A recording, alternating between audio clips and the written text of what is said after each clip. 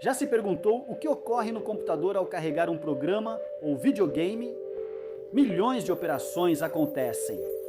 Mas talvez a mais comum seja simplesmente copiar dados de um drive de estado sólido, ou SSD, para a memória de acesso aleatório dinâmico, ou DRAM.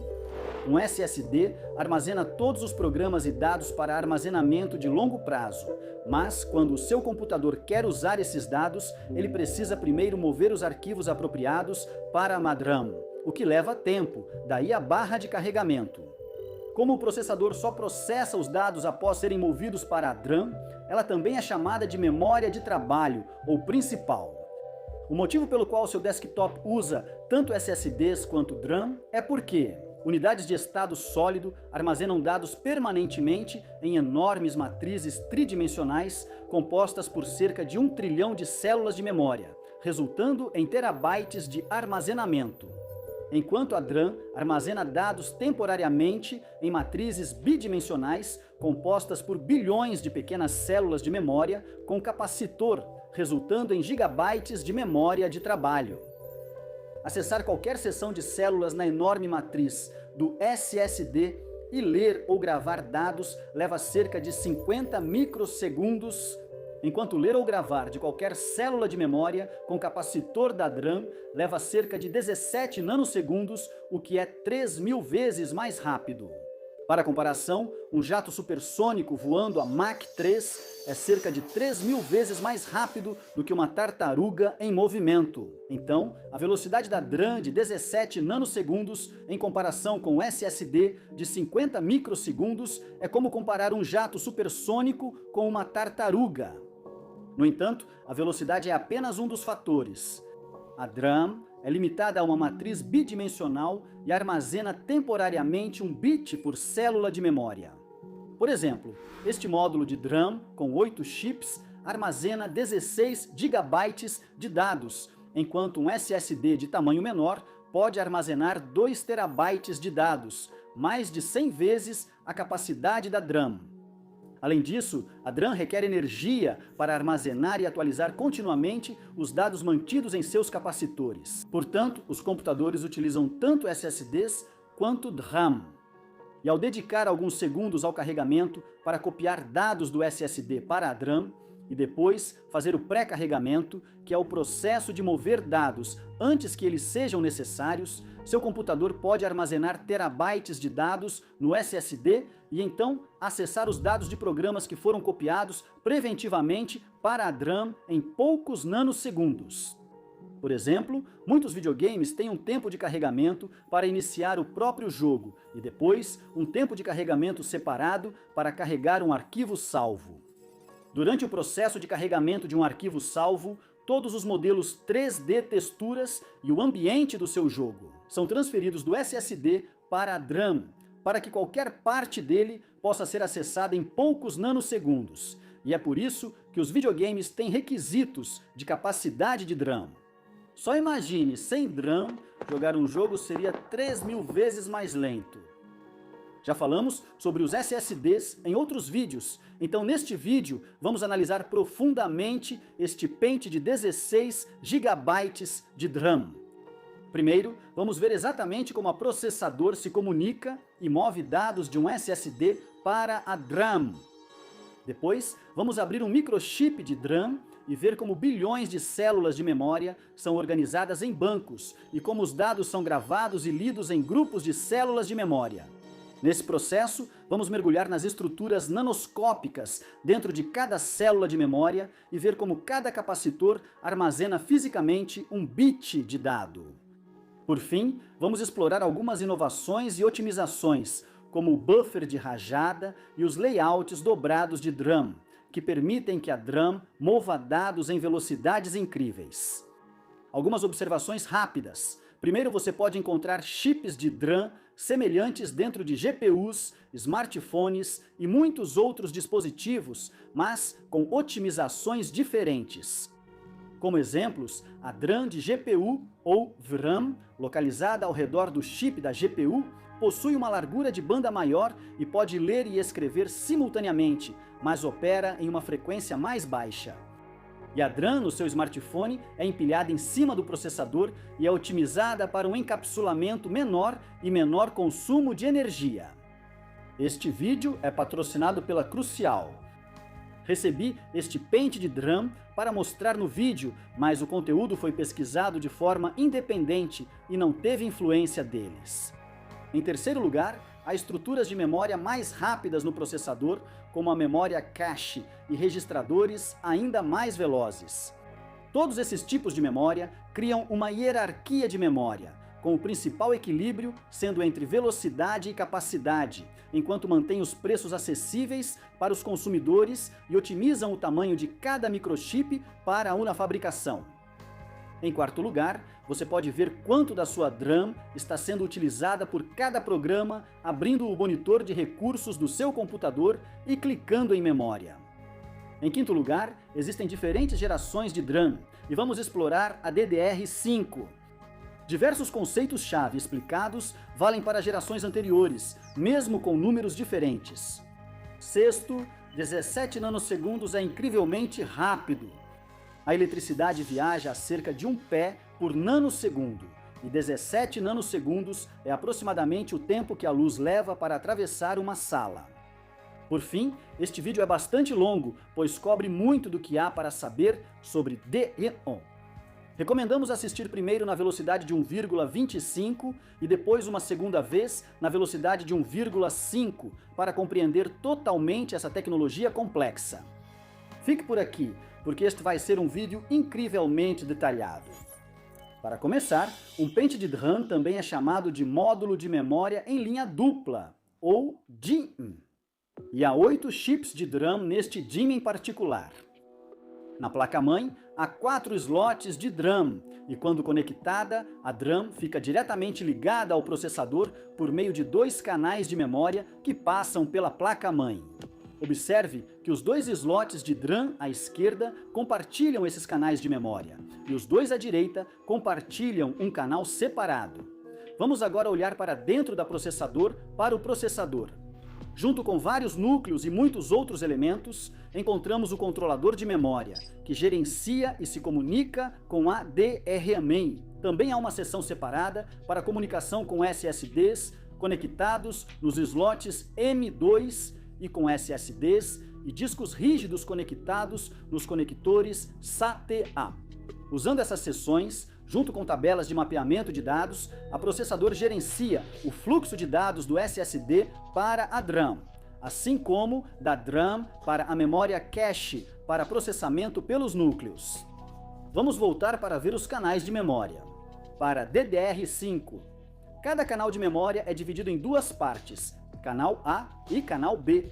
Esses 2 canais de memória, A e B, transferem independentemente 32 bits por vez, usando 32 fios de dados. Usando 21 fios adicionais, cada canal de memória carrega um endereço especificando onde ler ou gravar dados, e usando 7 fios de sinal de controle, os comandos são transmitidos. Endereços e comandos são enviados aos 4 chips e compartilhados entre eles no canal de memória, que operam em paralelo. No entanto, as linhas de dados de 32 bits são divididas entre os chips e assim, cada chip lê ou grava apenas 8 bits por vez. Além disso, a energia para a DRAM é fornecida pela placa-mãe e gerenciada por esses chips no próprio módulo. Em seguida, vamos abrir e olhar dentro de um desses microchips de DRAM. Dentro da embalagem externa, encontramos uma matriz de interconexão que conecta a matriz de esferas na parte inferior com o die, que é a parte principal desse microchip. Esse die de DRAM de 2 GB é organizado em 8 grupos de bancos, compostos por 4 bancos, cada totalizando 32 bancos. Dentro de cada banco há uma matriz enorme, com 65.500 e 36 células de memória de altura por 8.190 e 2 células de largura. Essencialmente, linhas e colunas em uma grade, com dezenas de milhares de fios e circuitos de suporte ao redor de cada banco. Em vez de olharmos para esse die, vamos passar para um diagrama funcional e depois reorganizar os bancos e os grupos de bancos. Para acessar 17 bilhões de células de memória, precisamos de um endereço de 31 bits. 3 bits são usados para selecionar o grupo de bancos apropriado, depois 2 bits para selecionar o banco. Em seguida, 16 bits do endereço são usados para determinar a linha exata dentre 65.000. Como esse chip lê ou grava 8 bits por vez, as 8.192 colunas são agrupadas em blocos de 8 células de memória, todas lidas ou gravadas de uma vez, ou seja, em grupos de 8, e assim, apenas 10 bits são necessários para o endereço da coluna. Uma otimização é que esse endereço de 31 bits é separado em duas partes e enviado usando apenas 21 fios. Primeiro, o grupo de bancos, o banco e o endereço da linha são enviados, e depois disso, o endereço da coluna. Agora, vamos analisar essas células de memória física. Antes disso, falaremos rapidamente sobre sua fabricação e sobre o patrocinador deste vídeo. Esse chip incrivelmente complicado, também chamado de circuito integrado, é fabricado em lâminas de silício de 300 milímetros, cerca de 2.500 chips por vez. Em cada chip, existem bilhões de células de memória nanoscópicas, que são fabricadas usando dezenas de ferramentas e centenas de etapas em uma fábrica de semicondutores ou FAB. Este aqui foi feito pela Micron, que fabrica cerca de 1/4 da DRAM do mundo, incluindo tanto a VRAM da NVIDIA quanto a da AMD em suas GPUs. A Micron também tem sua própria linha de produtos de DRAM e SSDs sob a marca Crucial, que, como mencionado anteriormente, é a patrocinadora deste vídeo. Além da DRAM, a Micron é uma das principais fornecedoras mundiais de unidades de estado sólido, como este Crucial P5 Plus M2 NVMe SSD. Instalando seu sistema operacional e jogos em um SSD NVMe Crucial, você terá tempos de carregamento incrivelmente rápidos e uma jogabilidade suave. Se você trabalha com edição de vídeo, garanta que esses arquivos estejam em um SSD rápido como este. Isso porque o principal gargalo de velocidade no carregamento é predominantemente limitado pela velocidade do SSD ou HD, onde os arquivos estão armazenados. Por exemplo, este HD só consegue transferir dados a cerca de 150 megabytes por segundo, enquanto este SSD NVMe Crucial pode transferir dados a uma taxa de até 6.600 megabytes por segundo, que, para comparação, é como a velocidade de uma tartaruga andando em relação a um cavalo galopando. Ao usar um SSD NVMe Crucial, carregar um videogame que exige gigabytes de RAM é reduzido de 1 minuto ou mais para apenas alguns segundos. Confira os SSDs NVMe Crucial usando o link na descrição abaixo. Vamos voltar aos detalhes de como a DRAM funciona e dar um zoom para explorar uma única célula de memória situada em uma matriz enorme. Essa célula de memória é chamada de célula 1T1C e tem algumas dezenas de nanômetros de tamanho. Ela possui duas partes, um capacitor para armazenar um bit de dados na forma de cargas elétricas ou elétrons e um transistor para acessar e ler ou gravar dados. O capacitor tem o formato de uma trincheira profunda, cavada no silício, e é composto por duas superfícies condutivas, separadas por um isolante ou barreira dielétrica. Com poucos átomos de espessura, ela bloqueia elétrons, mas permite a passagem de campos elétricos. Se esse capacitor for carregado com elétrons até 1 volt, ele representa um binário 1. E se não houver cargas presentes e ele estiver em 0 volts, representa um binário 0. Assim, essa célula armazena apenas um bit de dado. Os projetos de capacitores estão em constante evolução, mas, neste capacitor de trincheira, a profundidade do silício é utilizada para permitir um armazenamento capacitivo maior, ocupando a menor área possível. Agora, vamos analisar o transistor de acesso e adicionar 2 fios. O fio da linha de palavra conecta-se à porta do transistor, enquanto o fio da linha de bit conecta-se ao outro lado do canal do transistor. Aplicar uma tensão à linha de palavra liga o transistor e, enquanto ele estiver ligado, os elétrons podem fluir pelo canal, conectando assim o capacitor à linha de bit. Isso nos permite acessar e carregar o capacitor para gravar um 1 ou descarregar o capacitor para gravar um 0. Além disso, podemos ler o valor armazenado no capacitor medindo a quantidade de carga. No entanto, quando a linha de palavra está desligada, o transistor é desligado e o capacitor fica isolado da linha de bits, assim preservando os dados ou a carga que foi previamente gravada. Observe que, como esse transistor é incrivelmente pequeno, com apenas algumas dezenas de nanômetros de largura, os elétrons acabam vazando lentamente pelo canal. E por isso, com o tempo, o capacitor precisa ser recarregado para repor os elétrons que vazaram. Explicaremos como ocorre a atualização das células de memória mais adiante. Como mencionado anteriormente, essa célula de memória 1T1C é uma entre 17 bilhões dentro deste único chip e está organizada em enormes matrizes chamadas bancos. Então, vamos construir uma pequena matriz para fins ilustrativos. Na nossa matriz, cada uma das linhas de palavra está conectada em linhas, e então as linhas de bits estão conectadas em colunas. As linhas de palavra e de bits ficam em camadas verticais diferentes, podendo cruzar-se sem se tocar. Vamos simplificar o visual e usar símbolos para os capacitores e os transistores. Assim como antes, as linhas de palavra se conectam ao terminal de controle de cada transistor nas linhas, e todas as linhas de bits, nas colunas, se conectam ao canal oposto a cada capacitor.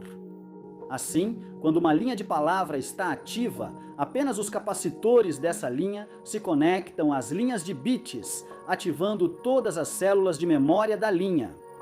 Em qualquer momento, apenas uma linha de palavra está ativa, porque se mais de uma linha de palavra estivesse ativa, então múltiplos capacitores em uma coluna seriam conectados à linha de bits, e as funções de armazenamento de dados desses capacitores interfeririam umas com as outras, tornando-os inúteis.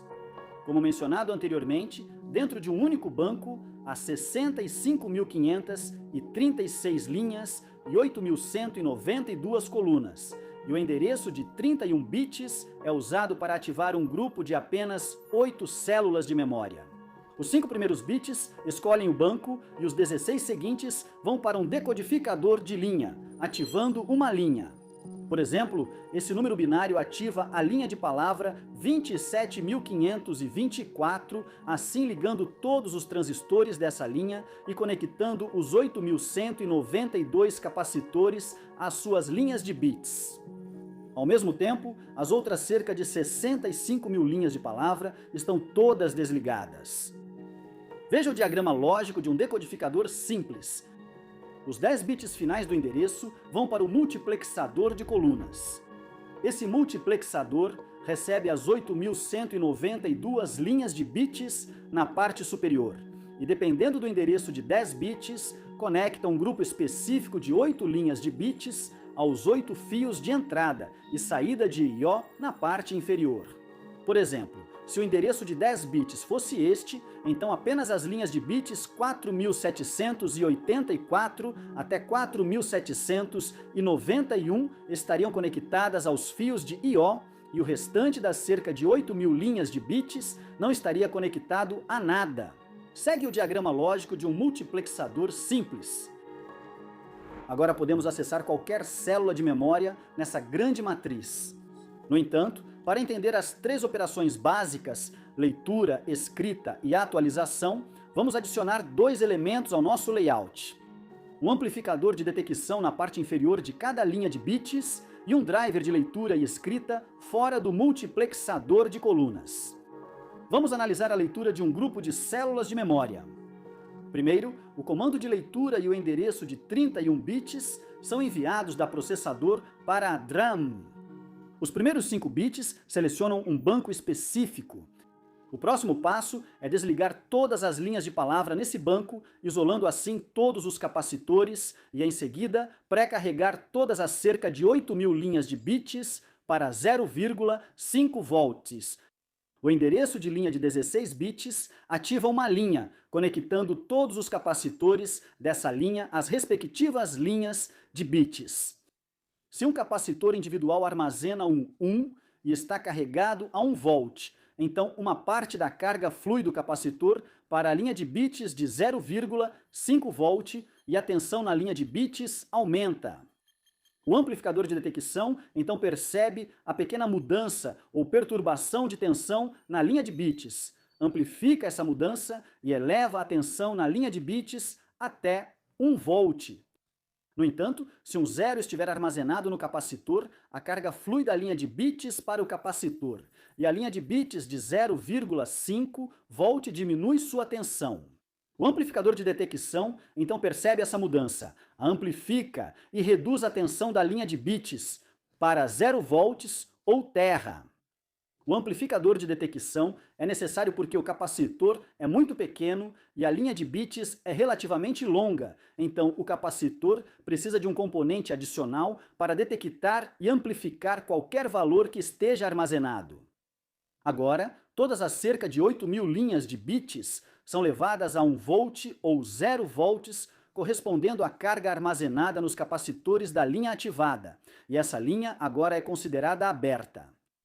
Em seguida, o multiplexador de seleção de coluna usa o endereço de coluna de 10 bits para conectar as 8 linhas de bits correspondentes ao driver de leitura, que então envia esses 8 valores e voltagens pelos 8 fios de dados para a processador. Gravar dados nessas células de memória é semelhante à leitura, porém com algumas diferenças importantes. Primeiro, o comando de gravação, o endereço e os 8 bits a serem gravados são enviados para o chip de DRAM. Em seguida, assim como antes, o banco é selecionado, os capacitores são isolados e as linhas de bits são pré-carregadas para 0,5 volts. Depois, usando um endereço de 16 bits, uma única linha é ativada, os capacitores perturbam a linha de bits e os amplificadores de detecção percebem isso e levam as linhas de bits para 1 ou 0, assim abrindo a linha. Em seguida, o endereço da coluna vai para o multiplexador. Mas desta vez, como um comando de escrita foi enviado, o multiplexador conecta as 8 linhas de bits específicas ao driver de escrita, que contém os 8 bits que a processadora enviou pelos fios de dados e solicitou para gravar. Esses drivers de escrita, mais potentes que o amplificador de detecção, substituem qualquer voltagem anterior na linha de bits, conduzindo cada uma das 8 linhas para 1 volt ao gravar 1 ou para 0 volts ao gravar 0. Essa nova voltagem na linha de bits substitui as cargas ou valores previamente armazenados em cada um dos 8 capacitores na linha aberta, assim gravando 8 bits de dados nas células de memória correspondentes ao endereço de 31 bits. 3 observações rápidas. Primeiro, lembre-se de que escrita e leitura ocorrem ao mesmo tempo nos 4 chips do canal de memória compartilhado, usando o mesmo endereço de 31 bits nos fios de comando, mas fios de dados distintos para cada chip. Segundo, com DDR 5:1. Um binário à voltagem é, na verdade, 1,1 volts. Para DDR4 é 1,2 volts. E as gerações anteriores tinham voltagens ainda mais altas, com as voltagens de pré-carga da linha de bits sendo metade dessas voltagens. No entanto, para DDR5, ao gravar ou atualizar, uma voltagem mais alta, em torno de 1,4 volts, é aplicada e armazenada em cada capacitor para um binário, porque a carga vaza com o tempo. No entanto, para simplificar, vamos ficar com 1 e 0. Terceiro, o número de grupos de bancos, linhas de bits e linhas de palavra varia bastante entre diferentes gerações e capacidades, mas sempre é em potências de 2. Vamos avançar e discutir a terceira operação: atualizar as células de memória em um banco. Como mencionado anteriormente, os transistores usados para isolar os capacitores são incrivelmente pequenos e, por isso, as cargas vazam pelo canal. A operação de atualização é bastante simples e consiste em uma sequência de fechar todas as linhas, pré-carregar as linhas de bits para 0,5 volts e abrir uma linha. Para atualizar, assim como antes, os capacitores perturbam as linhas de bits e então os amplificadores de detecção conduzem as linhas de bits e os capacitores para a linha aberta. completamente, até 1 volt ou até 0 volts, dependendo do valor armazenado no capacitor, assim recarregando a carga que foi perdida. Esse processo de fechamento de linha, pré-carga, abertura e amplificação de detecção acontece linha após linha, levando 50 nanosegundos para cada linha, até que todas as cerca de 65 mil linhas sejam atualizadas, levando um total de aproximadamente 3 milissegundos para ser concluído. A operação de atualização ocorre uma vez a cada 64 milissegundos para cada banco, porque isso está estatisticamente abaixo do pior caso. Tempo que uma célula de memória leva para vazar carga demais a ponto de um valor armazenado comum se transformar em 0, resultando assim em perda de dados. Vamos dar um passo atrás e considerar a quantidade incrível de dados que é movimentada através das células de memória DRAM. Esses bancos de células de memória lidam com até 4,8 bilhões de solicitações para ler e gravar dados a cada segundo, enquanto fazem a atualização de cada célula de memória em cada banco. Linha por linha, cerca de 16 vezes por segundo.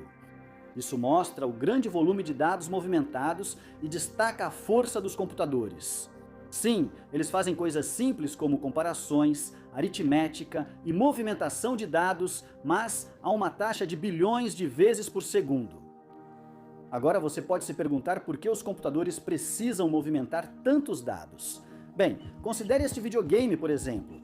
Você tem cálculos óbvios como o movimento do seu personagem e de um cavalo, mas também existem fios de grama, árvores, pedras e animais individuais cujas posições e geometrias estão armazenadas na DRAM.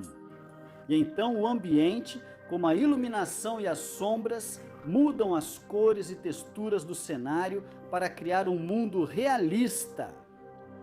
Em seguida, vamos explorar avanços e otimizações que permitem que a DRAM seja incrivelmente rápida. Mas antes de entrarmos em todos esses detalhes, nós agradeceríamos muito se você pudesse tirar um segundo para clicar no botão de curtir, se inscrever no canal caso ainda não seja inscrito e deixar um comentário rápido aqui embaixo, pois isso ajuda a divulgar este vídeo para outras pessoas. Além disso, nós temos um Patreon e agradeceríamos qualquer apoio. Este é nosso vídeo mais longo e detalhado até agora, e planejamos outros para explorar como os computadores funcionam. Não conseguimos fazer isso sem sua ajuda. Então, obrigado por assistir e por fazer essas 3 coisas rápidas. Isso ajuda muito. O primeiro tópico complexo que vamos explorar é por que existem 32 bancos assim, como o que significam os parâmetros no encapsulamento da DRAM. Depois disso, vamos explorar os buffers de rajada, submatrizes, a arquitetura DRAM dobrada e o que há dentro do amplificador de detecção. Vamos dar uma olhada nos bancos. Como mencionado anteriormente, abrir uma única linha dentro de um banco exige todas essas etapas, e esse processo leva tempo. Se uma linha já estivesse aberta, poderíamos ler ou escrever em qualquer seção de 8 células de memória, usando só o endereço de coluna de 10 bits e o multiplexador de seleção de coluna. Quando a processadora envia um comando de leitura ou escrita para uma linha que já está aberta, isso é chamado de acerto de linha ou acerto de página, e isso pode acontecer repetidamente. Com o acerto de linha, pulamos etapas para abrir uma linha e usamos apenas o endereço de coluna de 10 bits para multiplexar outro conjunto de 8 colunas ou linhas de bits, conectando-as ao driver de leitura ou escrita, economizando tempo. Um falha de linha ocorre quando o próximo endereço é para uma linha diferente, o que exige que a DRAM feche e isole a linha atualmente aberta e depois abra a nova linha. No encapsulamento da DRAM, normalmente há 4 números especificando parâmetros de temporização relacionados a acertos de linha, pré-carga e falhas de linha. O primeiro número indica o tempo entre enviar um endereço com linha aberta, acerto de linha e receber os dados dessas colunas.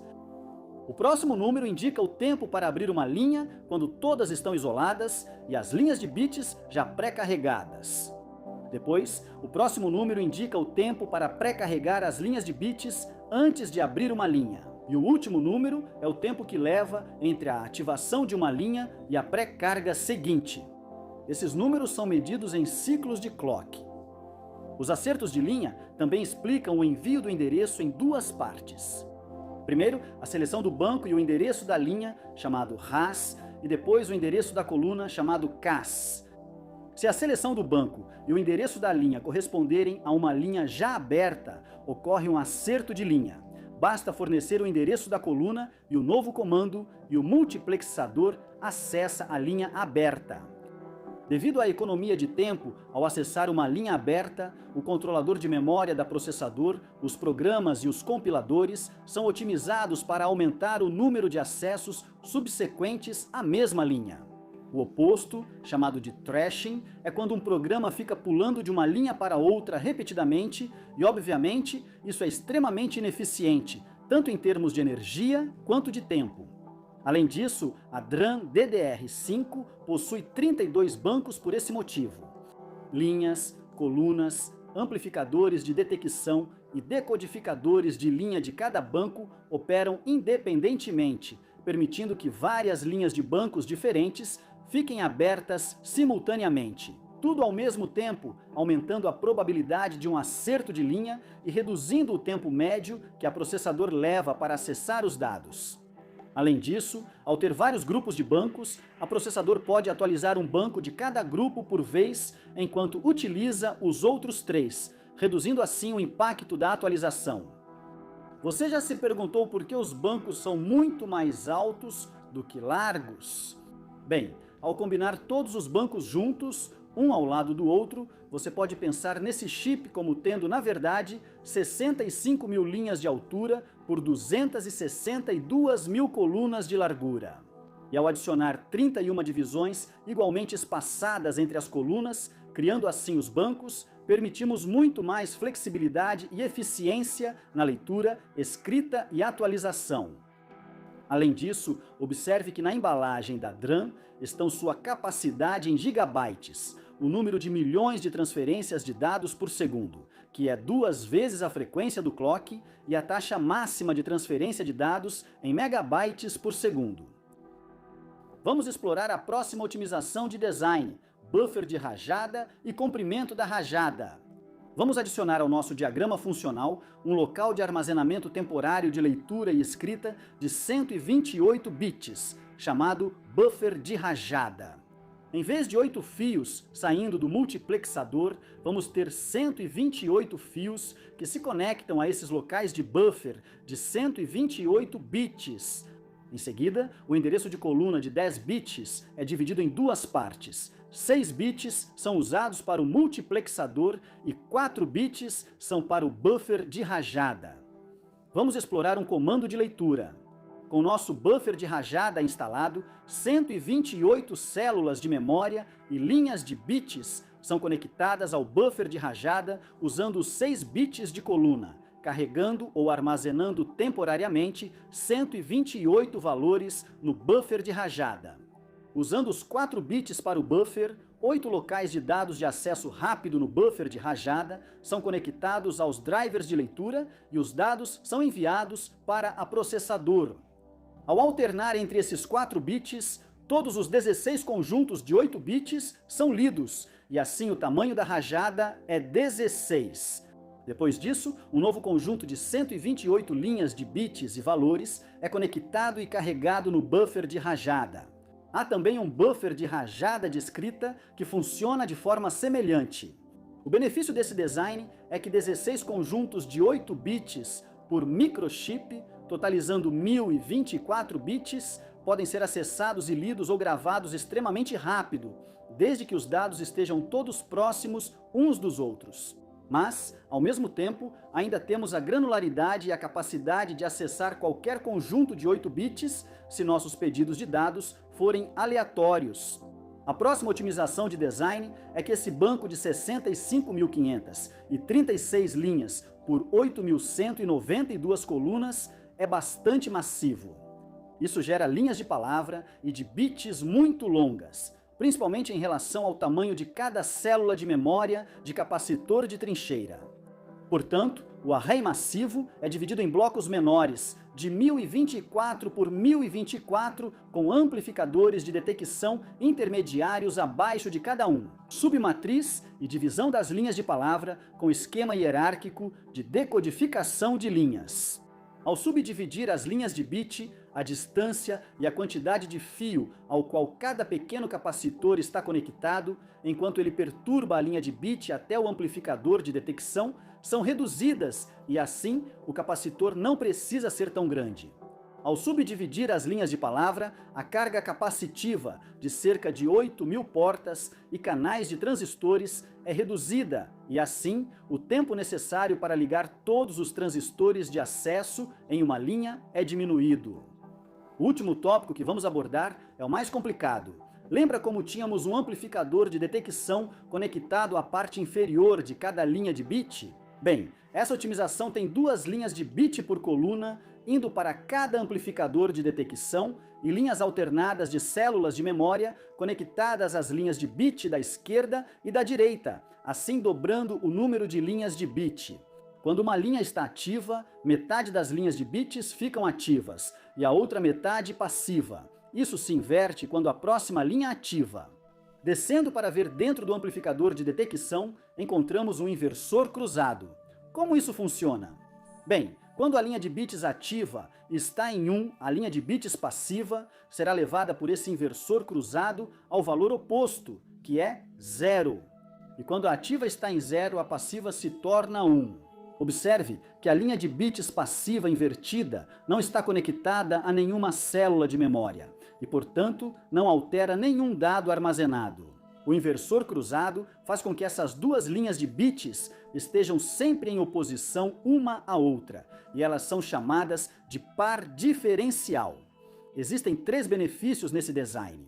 Primeiro, durante a etapa de pré-carga, queremos trazer todas as linhas de bits para 0,5 volts e ao ter um par diferencial de linhas de bits ativas e passivas. A solução mais fácil é desconectar os inversores cruzados e abrir um canal entre os dois usando um transistor.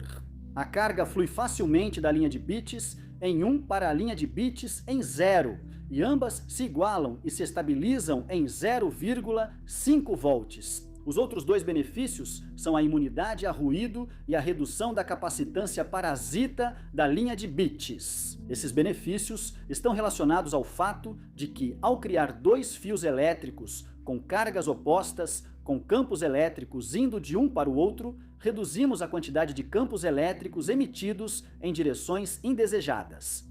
E, consequentemente, aumentamos a capacidade do amplificador de detecção de amplificar uma linha de bits para 1 volt e a outra para 0 volts.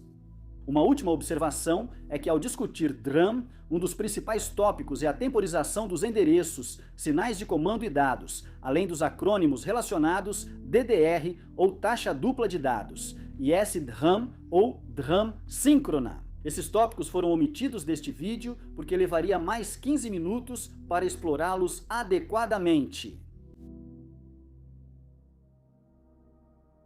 Isso é praticamente tudo sobre a DRAM e somos gratos por você ter chegado até aqui no vídeo. Acreditamos que o futuro exigirá uma forte ênfase na educação em engenharia e somos gratos a todos os nossos patrocinadores do Patreon e membros do YouTube por apoiarem esse sonho. Se quiser nos apoiar pelo programa de membros do YouTube ou pelo Patreon, os links estão na descrição. Um enorme agradecimento vai para Nathan, Peter e Jacob, que são estudantes de doutorado no Florida Institute for Cybersecurity Research, por ajudarem a pesquisar e revisar o conteúdo deste vídeo. Eles pesquisam para identificar falhas na segurança de dispositivos e verificar possíveis comprometimentos no hardware. Se você quiser saber mais sobre o programa de pós-graduação da Fisk ou sobre o trabalho deles, acesse o site usando o link na descrição. Aqui é a Branch Education e nós criamos animações em 3D que exploram a fundo a tecnologia que impulsiona o nosso mundo moderno. Assista a outro vídeo da Branch clicando em um desses cards ou clique aqui para se inscrever. Obrigado por assistir até o final.